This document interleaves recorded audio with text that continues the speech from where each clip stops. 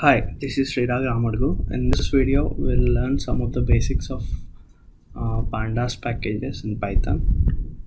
So, what are Pandas? Pandas has so many uses. These are the packages that we use for data cleaning, transforming, and analyzing your data. Most of the times when we try to explore a data set stored in a CSV file, we try to import it in the form of a data frames, which is a table, a kind of a table. Then using pandas we can calculate the statistics of all the data that is available. We can find the average, median, max, or min.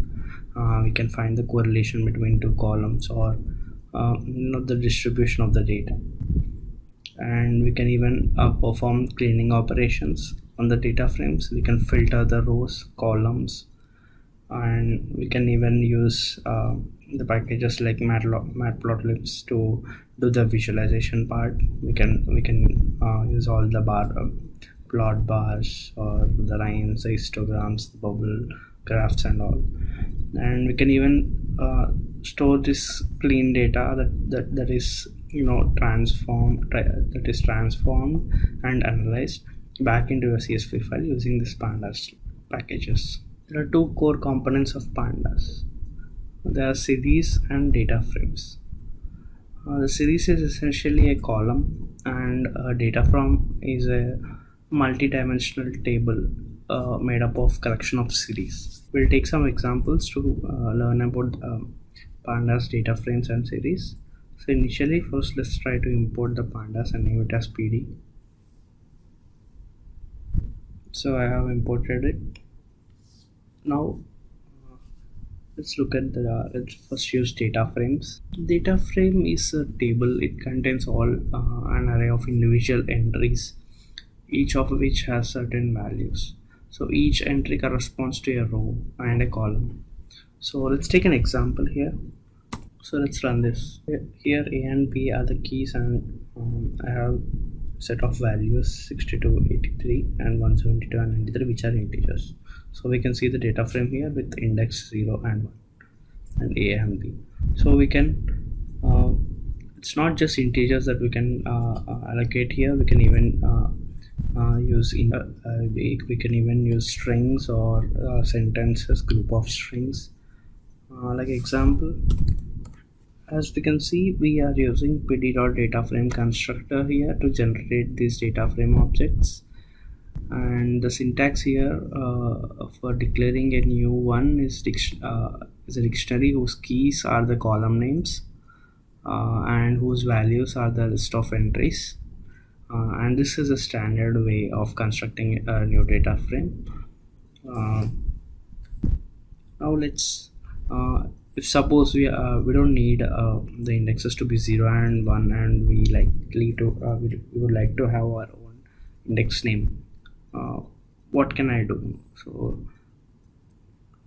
let's me copy the same data frame here, and all I need to do is add a index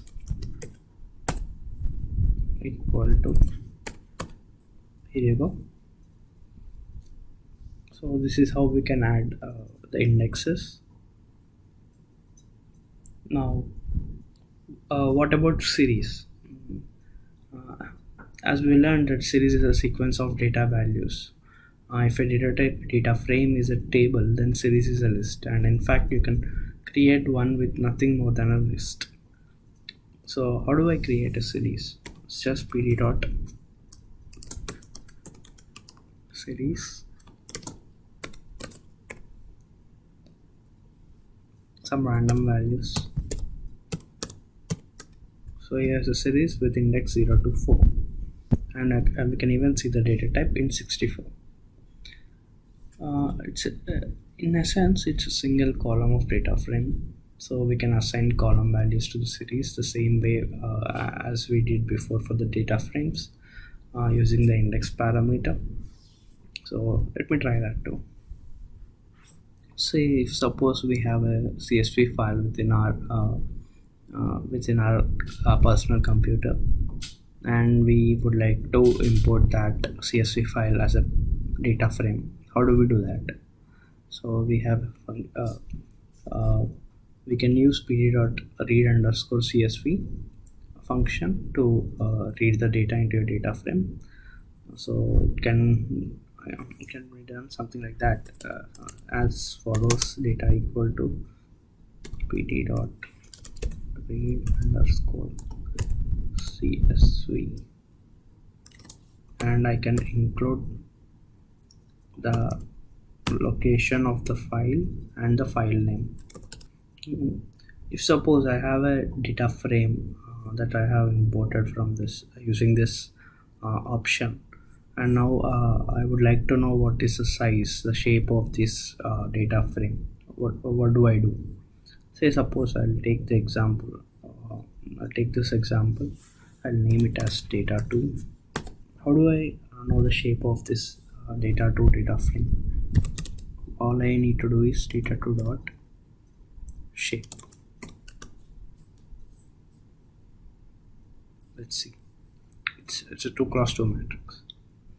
So this is we can use the shape function to know what's the shape of this data frame. And if say there are some hundreds of thousands of rows, and I would like to see what are the top 5 rows, or I just want to see what is the content in the top 5 or top 10 rows. What do I do?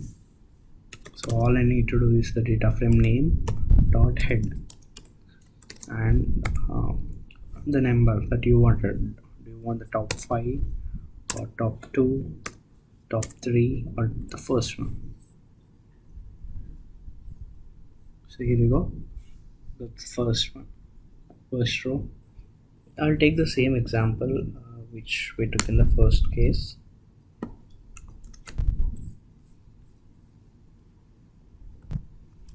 And maybe add some values. Say I'll name the data frame as data underscore df,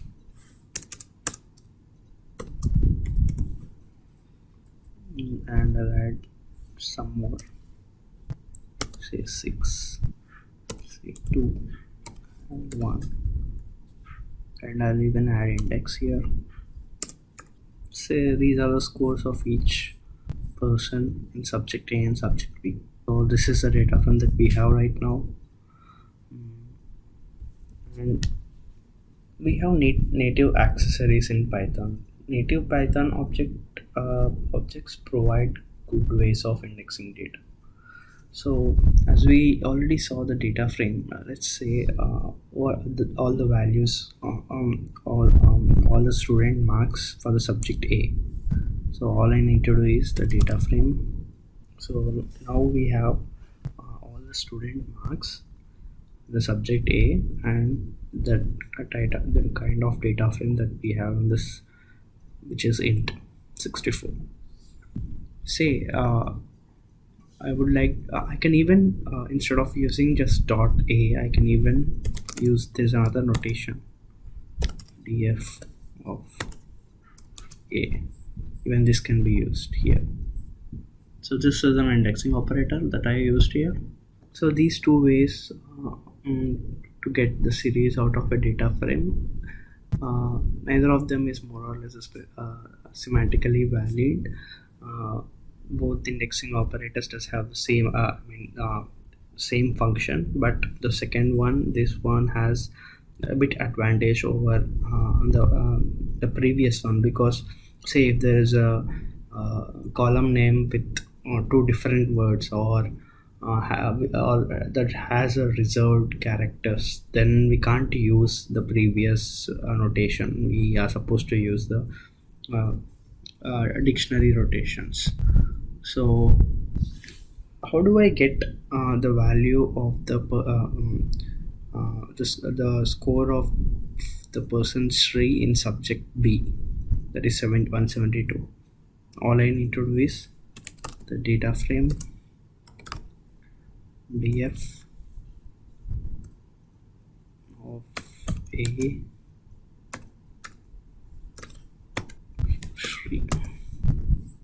if it's for subject B, then it's just we got to change the subject. So we got the 172. Pandas indexing works on one or two different paradigms. So the first is index based selection, and the second is numerical position based selection. So we can use iloc or loc, that is location, or iloc is index based location. So first let's see what is iloc, which is index based location. The data frame dot iloc of 0. So we got the 0th row, 62 and 172 of Sri, the name Sri, and the subjects A and B. So instead of location, if I can just instead of indexed location, if I give only location,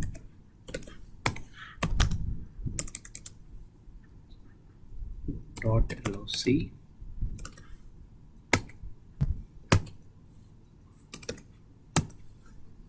I got to give the name.